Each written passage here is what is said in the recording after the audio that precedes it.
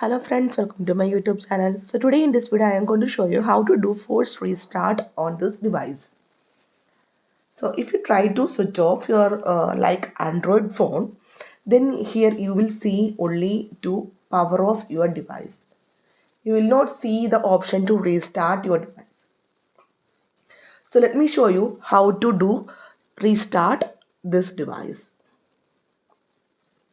Okay, just press on volume up button, then down button, then press and hold the lock button. So here you can see the power off option.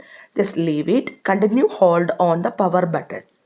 Just wait for few seconds, then you can see the Apple logo. Yeah, now you can see your device is restarting.